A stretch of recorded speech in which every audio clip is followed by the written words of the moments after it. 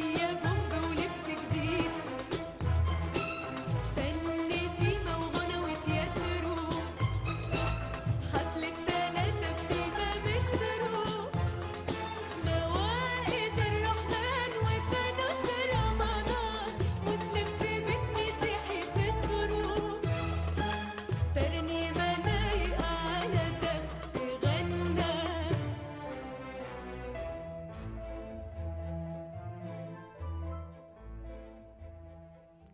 اهلا بكل مشاهدي القناه الاولى في كل مكان، وحلقه جديده من فيها حاجه حلوه. حلقتنا النهارده هتتكلم عن الثقافه والفنون في مصر. الثقافه والفنون في مصر هي القوى الناعمه الحقيقيه القادره على التغيير والرقي والقضاء على كل الافكار السلبيه اللي موجوده في مصر. ومصر بتمتلك منذ قديم الازل الكثير من الثقافه او مخزون كبير جدا من الثقافه والفنون. ومصر كمان كانت قبلة العلماء للثقافة والفنون. النهاردة هيكون لنا لقاء مع النحات أو الفنان التشكيلي الأستاذ علاء فروح، وهو ليه أعمال ضخمة جدا كبيرة وسافر بيها معارض دولية كتيرة جدا. أما هيكون في الفقرة الثانية هيكون لقائنا مع الشاعر محمد عبد الغني اللي هنتكلم معاه حول كيفية تكريم المثقفين الرواد، وهنتكلم كمان راح فين الشعر المصري الحديث والقديم.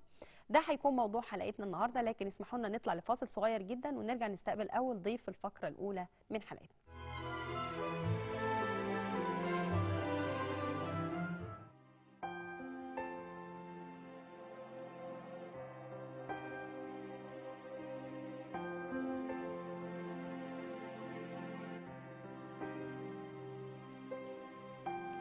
يعد فن النحت فرعا من فروع الفن التشكيلي، عرف منذ العصور القديمة وتحديدا منذ 4500 عام، فهو فن تجسيدي يرتكز على إنشاء مجسمات ثلاثية الأبعاد، ويستخدم فيه الجص أو الشمع أو النقش على الصخور أو الأخشاب. ولكن هل هذا النوع من أنواع الفنون معروف لدى العامة أم لا؟ نحت حاجة ابتدت خلاص أساسا، يعني اللي أعرفه إن النحت ده كان أيام الفراعنة، واللي بشوفه في النحت حاليا يعني ممكن يكون واحد مثلا يعني شغال بقى اسمنت وجبس وكده، ده آخر إن أنا أشوفه أساسا.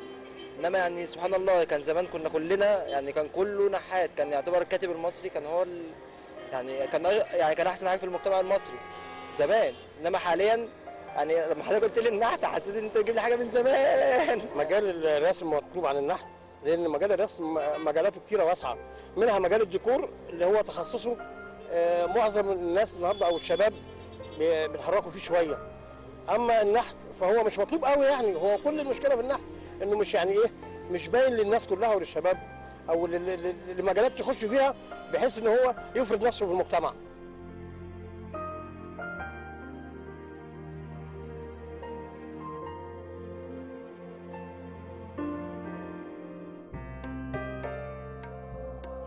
النحت ما هو إلا نقول إيه، إن هو البذرة الرئيسية في الإنسان المصري الفرعوني، كان أساسه النحت.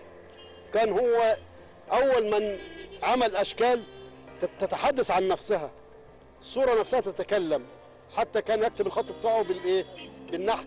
النحت كان هو أساس المعمار في مصر، وهو اللي كان بيعرفنا على الطراز القديم. النحاتين احنا كنا بنشوف مصر فيهم الأول.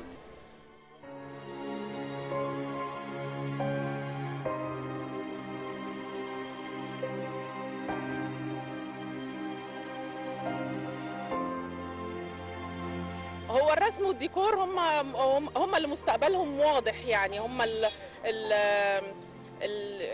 هم اكتر في الشغل اليومين دول اكتر من نحت، يعني هم اللي ممكن يكونوا مستقبل واضح بالنسبه بيدرسوه يعني.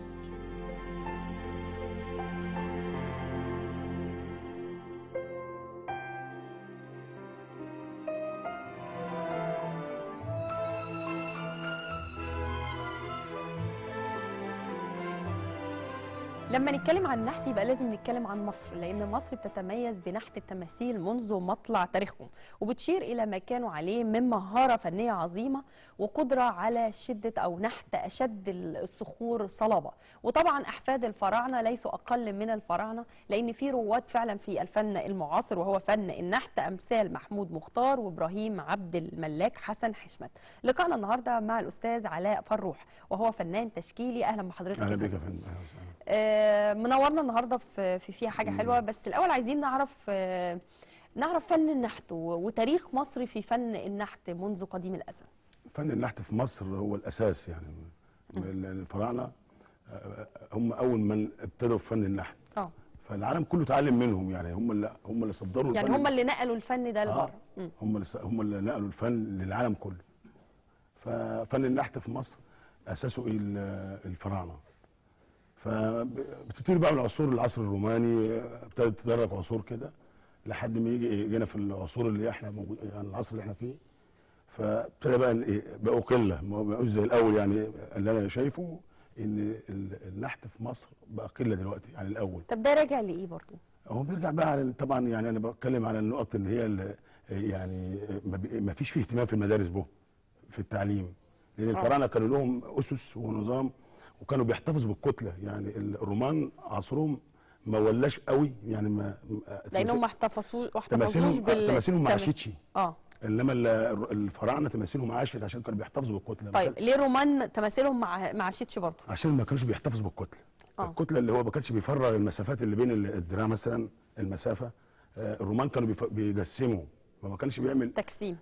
توازن للكتله، يعني مثلا بين قصد حضرتك ان التمثال اللي كانوا بيحطوه كان بيبقى فيه هشاشه الى حد ما. عدم قدره على التحمل او ان هو يعيش. يعني ممكن يعيش مثلا مش سنين كبيره. الفراعنه احتفظوا بالكتله، يحترموها. يعني بحيث ان التمثال ما يبقاش مفرغ، يعيش الاف السنين ما ينكسرش. يعني هو في فرق ما بين النحت او التمثال المفرغ والتمثال الغير مفرغ؟ التماثيل المفرغه يعني عمرها زي بقول لك، زي ما الرومان ما كانوا بيجسموا التجسيم، تلاقي الدراع مثلا موجود كده. الفراعنه كانوا بيحتفظوا في مسطره ورا الدراع، او الرقبه برضه نفس كانت بيبقى في مسطره للحفاظ على الكتله. ده المسمى بتاعه ايه وده المسمى بتاعه ايه؟ ده احتفاظ دول كانوا بيحافظوا على الكتله. لا، غير الحفاظ على الكتله، يعني ده المسمى ايه؟ ده هل ده ليه اسم وده ليه اسم؟ لا، هو النحت ولا بيبقى بغرض ان هو يعيش اطول؟ هو كان كل همه ان هو التمثال يعيش الاف السنين. مش يعني ما يعيش مثلا 100 سنه 200 سنه 1000 سنه، لا، هو كان بيحتفظ بالكتله. فما كان بيحترم الكتله ويحافظ على الحاجه. الرومان كانوا بيجسموا، فالتشريح بتاعهم كان تشريح يعني مجسمات، فما كانش التمثال يعيش. تبص تلاقي ما فيش، الرقبه ضعيفه، الدراع ضعيف ينكسر. فدي الفرق بين الفراعنه والرومان. طيب استاذ علاء، حضرتك يعني سافرت دول كتير بره مصر واخدت جوائز عن اعمال حضرتك اللي لسه هنتكلم فيها برضو خلال فقرتنا. الدول بره بتتعامل مع فن النحت ازاي؟ خاصه ان الفن ده ابتكارنا احنا او اختراعنا احنا. هم حتى الواحد لما بيسافر بره يقولوا انت فرعوني، يعني هم بيلقبوك بكده لما الواحد بيسافر او ما بيلاقوا نحات او يقولوا مصر فرعوني، يعني مثلا ده يعني لازم ينسبني للنقطه دي. فطبعا ده شرف لنا وفخر لنا. طيب استاذ علاء، هل المدارس بره بتهتم بفن النحت؟ بتحاول ان هي تعلم اطفالها وتحثهم او تشجعهم على فن النحت؟ بره بيركزوا على النقط دي على فكره. بيهتموا بيها، او الموهوبين عامه في جميع المجالات. مش فن النحت بس هناك في يعني تقدير جامد، يعني بالنسبه للفنان عامه، في اي فنان في اي مجال بيهتموا بيه. مش زي مثلا هنا ممكن يبقى في اهتمام بحاجات معينه وفي اهتمام بالفنانين مثلا النحاتين. يعني النحت في مصر انا احس ان هو قله، ماهوش جدا. اما التصوير موجود كويس، تصوير كتير في مصر والكلام ده، لكن النحت بالنسبه لمصر قله، مع ان مصر هي اساس النحت. فدي يعني انا بشوفها هنا في مصر. يعني هل حضرتك شايف ان احنا نحاول ان احنا نرجع تاني ان احنا الاطفال في المدارس يتعلموا فن النحت علشان يقدروا يحبوه، سواء اللي هيحبوا او اللي ما يحبوش؟ هو المفروض يعني كمهاره من المهارات. هو المفروض يعني يهتموا بيه في المدارس، لان الفراعنه كان لهم مدارس برضو كانوا مهتمين بفن النحت، وكانوا بيعلموا الناس الاطفال الصغيرين اللغه بتاعتهم هي لغه النحت. فاحنا عندنا ما فيش في المدارس الكلام ده خالص، ما فيش تعليم في المدارس ابتدائي ولا ثانوي ولا الكلام ده كله بالنسبه حتى للموهوبين. طيب في بدايات القرن الماضي مصر امتلكت هامتين كبار جدا في فن النحت زي مختار وغيره. ليه ما بقاش في العصر ده دلوقتي برضو نسمع ان في فنانين نحاتين كبار؟ هل الاعلام هو اللي ما بيسلطش الضوء، تقصير من الاعلام، ولا بالفعل ما فيش حد مهتم بالقصه؟ لا، هو يعني ما فيش برضو اهتمام. يعني اللي انا بشوف مثلا انت عندك مثلا في الثقافه، تبص تلاقي الواحد بيجي يتعامل، هيعمل معرض مثلا في اصول الثقافه في الكلام ده كله، ما بلاقي اداري، يعني ما هوش فاهم يعني ايه فن. بتلاقي اداري طبعا مش هتعرف تتعاملي معاه. طالما تلاقي اداري مش هتعرف تتعاملي معاه، انما لو متخصص هتعرفي تتعاملي معاه. اداري ولا انتوا بتتخنقوا من البيروقراطيه البيروقراطيه القاتله واللي هو النظام؟ لا لازم تعمل 1 2 3. الفنان ما بيبقاش عايز التقاليد والتحكم اللي موجود فيه. لا هو طبعا موجوده دي برضه، بس كل فنان له تقنيه معينه وبصمه غير الثاني. يعني الواحد لما بيحب يخش مثلا مكان يحب مثلا يتعامل فيه ازاي، بقارن بين بره وهنا، فبلاقي اختلاف كبير. بره تلاقي الفنان بيتقدر جامد، هنا مفيش. دي اللي انا بحس بيه. وبرضه في تقصير من الناحيه الاعلاميه على فكره برضه، يعني في الناحيه الاعلاميه في تقصير في المعارض، الواحد بياخد جوائز في معارض وكذا، ما بتلاقيش في برضه الاهتمام. استاذ علاء، نتكلم عن حضرتك شويه وعن فن النحت. مين اللي حببك في فن النحت وتعلمته ازاي؟ هل تعلمته في المدرسه، ولا كان في حد في الاسره هو اللي حببك فيه؟ لا انا اتعلمته، يعني ما حدش علمني فن النحت، لكن انا كنت هاوي المجال النحت، وابتديت بقى يعني في المراحل الدراسيه اهتم بيه. يعني بدات وانت في سن كام سنه؟ انا في الاعداديه على فكره، في اولى اعدادي. انا بدات في اولى اعدادي شغلي. يعني في الشغل نفسه. لكن كنت بتحبه في الفتره قبل الابتدائيه؟ انا كنت غاوي يعني الحاجات دي، هاوي الحاجات دي. فطبعا ما ناشئ في اسره ماهيش فنيه عشان اقول ان هم يساعدوني او كذا. وطبعا مجال غريب، يعني هم بالنسبه لهم حاجه غريبه، ازاي واحد بينحت، ازاي واحد بينحت في الحجر. طب ده كذا، يعني ده اللي حصل بالنسبه لي. اما بقى بالنسبه للمعارض، ان انا ابتديت اخرج من مصر تخرج لمعارض بره. 98 مثلت مصر في دول كتير، ليبيا، تونس. زي ايه بقى؟ ايه المعارض اللي شاركت فيها خارج مصر؟ مثلت مصر، يعني كنت بمثل تبع وزاره الشباب والرياضه في تونس، في ليبيا. اول بدايتي كانت في ليبيا. مهتمين في ليبيا بفن مهتمين جدا برضه، بس برضه ما هماش عندهم اللي هم الاساس النحت، يعني مش زي مصر يعني النقط دي. طيب هل مصر بتعمل معارض زي الدول اللي بره بتعمل معارض برضه؟ مصر بتعمل المعارض الاول. انا دلوقتي ما بشوفش النقط دي على فكره، يعني اول كانت توصل في بعثات بتمثل مصر في جميع المجالات. لحد سنه كام؟ انا لحد 2006 كانوا مهتمين بالقصه. انا في 2006 دي كانت يعني كانت اخر مرحله ليا بالنسبه لتمثيل مصر بره. وبعد كده بقى ما بقتش اشوف انا النقط دي، حتى بنعمل معارض او في الاوبرا او في قصر الفنون، ما بقتش اشوف بقى زي الاول. ما بقوش مهتمين بالقصه. طيب خلينا نتكلم عن التمثالين. انت بتسميهم تمثال، صح؟ اللي جايبهم النهارده، او العمل الفني اللي جايبهم النهارده، ممكن تقول لنا ده بيمثل ايه وده بيمثل ايه، وايه المواد او الخامات اللي استخدمتها؟ هو ده حجر جيري، حجر نيلي. جيري. بس انا شايفه لونين مختلفين، يعني لون فاتح شويه ولون غامق شويه. في احجار بيبقى لها يعني اللون مختلف عن الثاني، يعني مش كل الاحجار شكل واحد، يعني البازلت مختلف عنهم اصلا. بس الاثنين المسمى بتاعهم اسمه حجر جيري. ده حجر جيري. بشتغل عليه.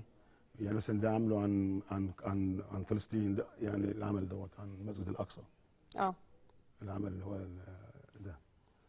والتاني برضه عامل ان واحد، يعني تخيلت ان واحد يعني بيصطاد، قاعد فما لقاش حاجه في الشبكه، فده انه قاعد بقى نام شويه، قاعد نام على البحر فبيحلم. يعني في العمل ده برضه. طب الاولاني ده برضه كلمنا عنه، بيتكلم عن ايه او ايه الرسمه؟ المسجد الاقصى. انا عامله صراع يعني. صراع داخلي. على المسجد، حتى القبه يعني وكله بيحميها، حتى بجثثهم، حتى هم ميتين. طيب خد وقت منك قد ايه بالنسبه لتمثال المسجد الاقصى؟ هو هياخد بقى وقت، ممكن ياخد وقت مني يعني 6 شهور 7 شهور في الحدود دي. بالنسبه للنحت. هل مثلت بيه مصر بره او التمثال ده خرج بره مصر؟ مثلت في مصر وخدت بقى جايزه في جايزه البنال الدولي، بنال بورسعيد. التمثال ده لو انا مسكته دلوقتي ورميته في الارض يتكسر؟ ما يستحملش الحجر الجيري، لكن البازلت لا، يعني الحجر البازلت لا. ايه البازلت بقى؟ البازلت ده صخور ناريه على فكره، وحجر صلب جدا، ما ينفعش حتى الادوات اللي بتشتغل فيها ما ينفعش اشتغل بهم بحديد، لان الحديد بينتني. انما في فديه حديد صلب جدا، فديه. طيب بالنسبه احنا يعني الحضاره الفرعونيه وكان فيها فن النحت ونحت التماثيل، ايه الخامات اللي كانوا بيستخدموها علشان تماثيلهم تعيش الى هذا الوقت؟ او برضو الحضاره الرومانيه، وهل المواد اللي كانوا بيستخدموها او الخامات اللي كانوا بيستخدموها زمان موجوده دلوقتي؟ طبعا موجوده، هم عندك الجرانيت في اسوان. وهم كانوا بيشتغلوا فيه خاماته غاليه شويه مثلا، انت عشان كده مش مستخدمها دلوقتي؟ لا، هو انا بتكلم لان الخامه بتاعتي هي الموجوده عندي في مكاني، في البيئه المحيطه بيا، لكن انا مش قاعد في اسوان مثلا عشان الاقي الخامه نفسها اشتغل عليها. اما الحجر البازلت بلاقيه برضه وبشتغل عليه، يعني انما الاسوان. بس ما تزعلش مني، ما هو الخامات انت اللي ممكن تروح تجيبها من اي مكان عادي بشتغل فيها. طب ما انا بشتغل على يعني الجرانيت وعلى الخشب، مش بسبب بس الموقع اللي انت او المكان اللي انت مقيم فيه ان هو ما فيهوش الخامات المتينه او اللي بتعيش، ده ما انا بشتغل على الخشب برضه. ما هو الحجر البازلت والحجر الجيري والخشب والصخور الحجر الوردي، جرانيت الوردي برضه بشتغل عليه، والرخام. طيب لما بتيجي تمثل مصر في معارض خارجيه، او ان انت اصلا بتخرج لوحدك لمعارض خارجيه، هل بيشترط خامات معينه للتمثال لا، هم انا في تونس جابوا لي خشب، يعني اشتغلت في تمثال عملت انت بتروح انت هناك بتعمل شغلك انت هناك؟ انا بحسب ان انت بتاخد حاجتك لا، في ليبيا اخدت، انما في تونس هم بيجيبوا لي الخامه وبشتغل عليها. بس ده اكيد بيخليك ان انت تقعد في المعرض وقت كبير، لانك بتقول ان التمثال الواحد بيقعد معاك 6 شهور او 7 شهور. لا، معدات بيبقى معايا، معدات بشتغل بيها اسرع من كده، يعني مثلا معدات هم اللي بتبقى جاهزه، مجهزينها لك. هنا برضو ما فيش امكانيات، برضو لما تيجي تبص للامكانيات هنا ما فيش امكانيات برضو، عشان النحات يشتغل في صخور ما فيش عندهم الامكانيات. ما بلاقيش انا الامكانيات دي موجوده، مثلا يعني مثلا في تجميل الميادين او القرى او الميادين. بالنسبه للميادين ما عندكيش، يعني مثلا رؤساء مجلس المدينه والكلام ده المفروض هم يهتموا بالحاجات دي، ما يستعينش بفنان، بيستعين باداري عشان يعمل تجميل ميدان مثلا. رئيس مجلس المدينه ما بيجيبش فنان يجي يعمل تخصصه، يعمل الحاجه دي مثلا، ويطلب الخامه اللي هو عاوزها بيجيبها له. او حجر صناعي، معظم كل الاعمال الموجوده في الميادين صب وحجر صناعي، ما هوش حجر حقيقي الخامه الاصليه. طيب العمل الثاني برضو انت قلت لي ان هو بيتكلم عن واحد صياد راح حاسس ان هو حلم كده، يعني حلم. واحد طيب بيحلم. قبل ما بتعمل اي تمثال او بتنحت اي عمل فني زي ما انت بتسميه، بتبقى لازم الفكره حاضره عندك؟ ما هو انت سالت سؤال كويس على فكره برضه. لا، هو ساعات الحجر بيديني راس الفكره. الحجر نفسه هو اللي بيديني الفكره. ازاي؟ يعني انا مش في دماغي فكره ولا حاجه، ممكن يديني شكل سفينه، يعني ممكن الاقيه في مؤاخذه في حجر قدام بيت حد او كده، فهو انا شفته اداني فكره ان ده شكل سفينه. الشكل يعني نفسه او هو بيديني الفكره ساعات، هو اللي يديني الفكره. يعني اعملني كذا، فانا الاحساس ان انا ما بحس ان انا بنحت، انا بحس ان انا باشرره. بتقعد يعني الاول بتكتب على الورق الفكره، ولا هي من وحي خيالك؟ لا، انا بشتغل مباشر على الخامه على طول، ما بعملش سكتش او كده، لا بشتغل على الخامه مباشر. فدي طبعا بتعرضني للنقط، على فكره برضو الحته ديت بتعرضني للنقط. انا ممكن ابقى ماشي سور فيلا، ممكن في حجر شدني ممكن اجيبه. يعني ساعات بقى الحاجات دي برضو بتعرضني لمساءلات كده. طيب التكنولوجيا الحديثه دخلت مجال الفنون التشكيليه ومجال النحت في كل العالم، هل هي وصلت مصر بالفعل، او يعني او انت لو حتى موجوده هتحب ان انت تشتغل بيها؟ لا، لان مش هتبقى زي الشغل اليدوي، لان في حاجات انا اقدر اتقنها جدا وصعبه، لكن الشغل التاني ممكن ما يبقاش فيه تشريح. يعني كتكنولوجيا اجيب اشتغل على البازلت، اعمل اشكال هندسيه، لكن مش هقدر اعمل حاجه معينه شخص انا عاوز اجيبه. يعني لو انا عاوز اجيب شخص مش هينفع اجيب تكنولوجيا واجيبه على الحجر، لا انا اجيبه على الحجر، لان في تشريح وفي حاجات دقيقه جدا عشان اجيبها، او تفريغ الكتله.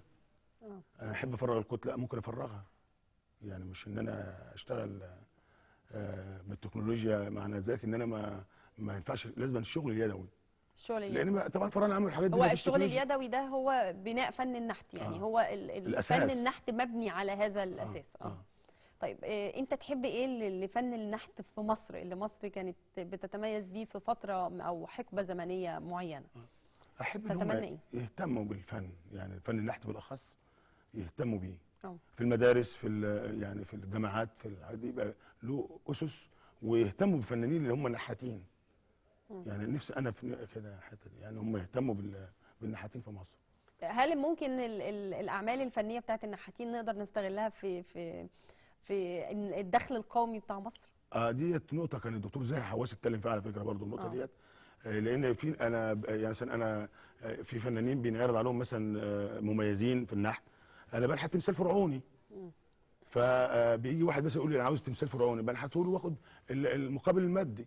هو بياخده في مقابل غير كده كمان، هو بياخده في تزوير، يعني هو بياخده في تزوير الاثار، تزوير اثار شبيهه للاثار المصريه. يعني انا نحت تمثال فرعوني على حجر البازلت مثلا، ببيعه كعمل فني، فهو بيحوله من نيه يعني من حاجه كويسه الى اتجار في الاثار بتاعتنا. يعني بيدخلوا في النقطه دي. الدكتور زي حواس اتكلم في النقطه ديت، اللي هي ان ياخدوا الفنانين اللي هم بارزين يعملوا معارض بره على حساب الدوله تعمل لهم معارض بره وتجيب لهم دخل للبلد. يعني انا دلوقتي لما اجي اعمل تماثيل واعمال، الدوله بترعاها وتعمل لي بره معارض، وبعدين اجي تبقى دخل قومي للبلد. يعني بدل هم بيزوروا الاثار وياخدوها وياخدوا العمل الفني كان هو اصلي. طبعا مش كل الناس هتبقى خبيره او فاهمه العمل، يعني انا بعمله كعمل فني وببيعه، بيجي ياخدوا مني يروح محوله الى عمل اثري. فطبعا مش كل الناس هتبقى عارفه ده اثر ولا مش اثر، ففي ناس بتنصب بالنقط دي. يعني كل الشكر لحضرتك يا استاذ علاء بجد، ونورت معانا في حاجه حلوه، ونتمنى النجاح لحضرتك والاهتمام بفن النحت اللي موجود في مصر واللي كانت مصر بتتميز بيه منذ فتره طويله. كل الشكر لحضرتك. مشاهدينا لسه متواصلين معاكم مع فقرتنا الثانيه، انتظرونا.